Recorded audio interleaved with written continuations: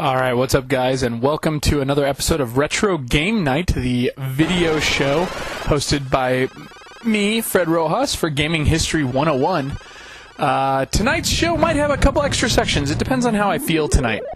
But what we're definitely going to be starting off with is a game that one of the first times I was on, or I got started with Gaming History 101, somebody asked me to cover. The user's name is izzlemoxle, and this individual is actually part of the forums over at easymodeunlocked.com.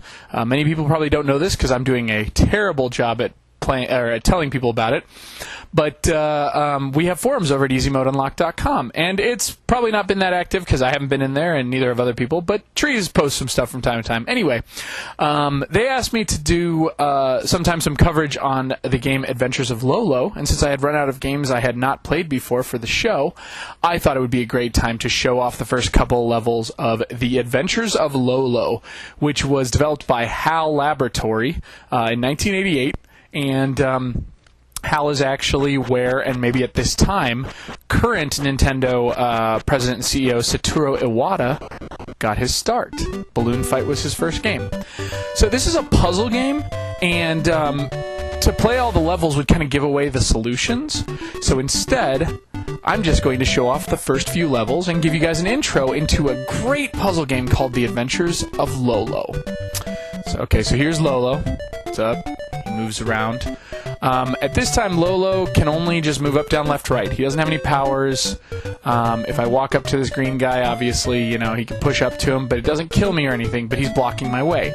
Now, my goal is to get every heart in the game, and this will unlock. When I push that, every enemy will disappear, and the door will open. This is the easiest puzzle, obviously, because of one power-up you don't know about. Now, when I go grab this heart, you'll see on the right there, there's a little circular thing, kind of looks like it's an oval-shaped thing, kind of looks like it's out of Mega Man. I'll get 2 of those. See? And the way this works is, whenever you go up to any enemy, and you've got any number of those, the first one turns it into an egg, which allows you to push it and stuff, and the second one gets rid of it.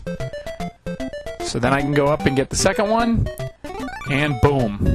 The treasure box unlocks, I grab the pearl, and I'm out. Now what you saw a hint of with that white box is that they do come back after a short period of time. Now in Lolo, you are allowed to take as much time as you want right at the beginning of the level and look it over.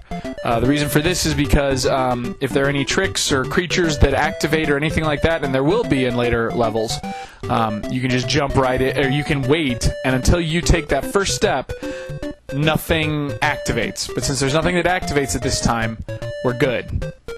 Now, I don't remember if the instruction booklet told you what these enemies did or not, but I know what these enemies do. So these pink guys here, the big problem with them is that when you grab all the hearts, they wake up and they will shoot a blast that will automatically hit you if you walk in front of them. So the trick is to make sure you don't walk in front of them when this happens. So if I put it in front of this guy, see, I can avoid walking in front of this guy by staying over here.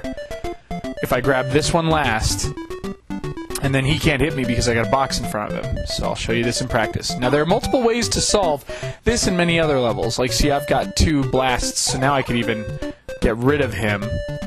Then I go grab the heart. Oh, and I should point out, this guy can only fire in the direction he's facing. Now, not every enemy is like that, but this guy can. So they go away, door's unlocked, and I'm on to level 3. Alright. So this is an example. Watch this. This green guy on the left will start moving the second I move. See? And whenever he gets touched, he falls asleep. So the key is I gotta make sure that I don't touch him without having a good spot for him to fall asleep in. You'll see an example of how this works. See, he blocks me, so if I was in any other bad positions, I would be screwed. But since I was in the right position when he falls asleep, I'm good to go. Now, they're introducing a lot of enemy types. We've seen 3 in as many levels. But there's really only one other enemy type, I think, early on. No, actually, there's a couple. There were a lot of enemies in this. But anyway, so here's level 3. Alright, level 4, the skulls. Now, they don't move when I move. The trick with these guys is they activate. If they touch you, you die. And they activate when you collect all the hearts. So, if you can't already see the pattern, what I gotta do is I gotta box them all in. If I box them all in, they can't move.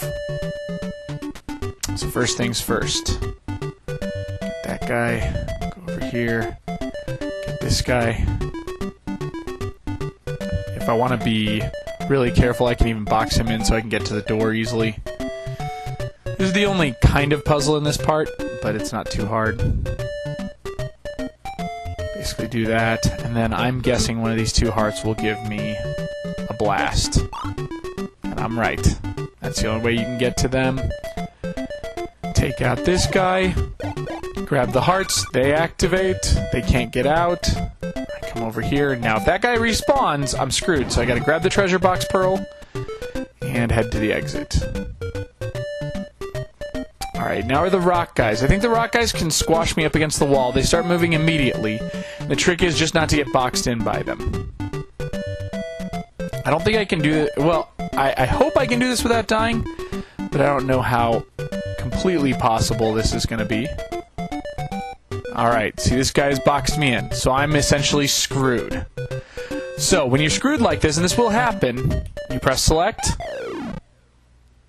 admit defeat, and move on again.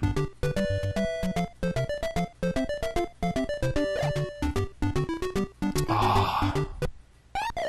Okay.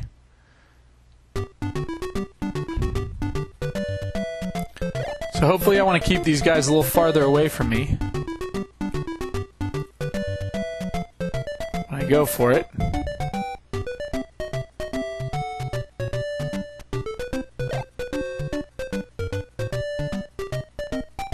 And obviously I want to do some finagling so they can't completely box me in. Getting close. Alright, now I can get the pearl. And we're good to go. Alright, now, that's the beginning of the Adventures of Lolo. There are a couple more enemies to go. Maybe I should show you a couple more of the more frantic enemies. I probably should before I shut this off, so here we go. Now this one's a rhino that's running around, or some sort of armadillo-like creature. I think if it touches me, I die, so I definitely don't want to have that happen. There are ways to box him in. Obviously, I'm not succeeding at that, and he's only slightly faster than me. So hopefully I can get to the pearl, and boom, I'm good. But there were ways to kind of, if you can see, you can like box him in and stuff. There are better ways to handle that than I did. Alright, and this is probably the last level I'm going to show off. It's a good intro for you, plus I'm probably going to die a couple of times, might even get a game over. But these are the Medusa heads. Now the problem with the Medusa heads is the second they see you in any of the 4 directions they can view, and they can view through trees, they will kill you. So what you gotta do is you gotta do this. That gets me covered below them. And I can go over here, push this up here. Now I can go either to below or to the right of this Medusa head. See how she, like, freaks out? And just to show you what happens, and it's quick and sudden, watch this. And you're dead. Medusa head, don't F around. So, okay. So let's go back and show you how you solve this puzzle. And then I think you're well equipped to enjoy Lolo. There were 3 games in this series. There was Adventures of Lolo 1, 2, and 3. Came out in subsequent years, 88, 89, 90, or maybe it was 89, 90, 91. I can't remember which is the Japanese and which is the American. They were all puzzle games, very similar. Obviously, Hal will go on to do Kirby right after this. I'm sure you can see where Kirby may have gotten some of his size and shape. But it's a very cool game, and I think each there's 4 levels per area, and there are 8 areas total. So very much like a Mario game, there's 1-1 through 8-4, and they get increasingly difficult. But this game is beatable. It has passwords that take you to the beginning of any floor if you run out of lives, and it's a pretty cool game. Although there is no save feature, and I don't remember if Lolo 2 or 3 do, but currently I only have the first Adventures of Lolo. So check it out.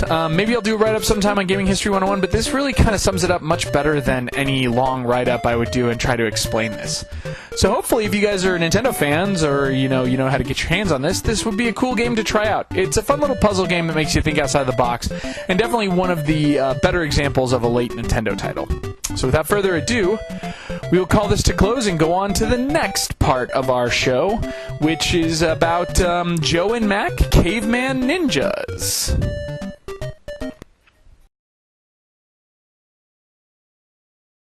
I'm just going to show off the first few levels and give you guys an intro into a great puzzle game called The Adventures of Lolo.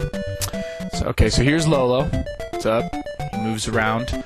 At this time, Lolo can only just move up, down, left, right. He doesn't have any powers. If I walk up to this green guy, obviously, he can push up to him, but it doesn't kill me or anything. Developed by HAL Laboratory in 1988, and HAL is actually where, and maybe at this time, current Nintendo president and CEO Satoru Iwata got his start. Balloon Fight was his first game. So this is a puzzle game, and to play all the levels would kind of give away the solutions. So instead, we have forums over at easymodeunlocked.com, and it's probably not been that active because I haven't been in there, and neither have other people, but Trees posts some stuff from time to time. Anyway, they asked me to do sometime some coverage on the game Adventures of Lolo, and since I had run out of games I had not played before for the show, I thought it would be a great time to show off the first couple levels of the Adventures of Lolo, which was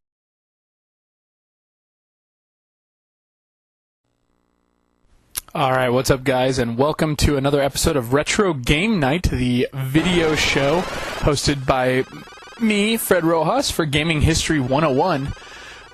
Tonight's show might have a couple extra sections. It depends on how I feel tonight.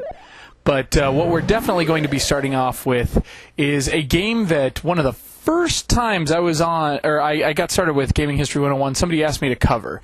The user's name is izzlemoxle, and this individual is actually part of the forums over at easymodeunlocked.com.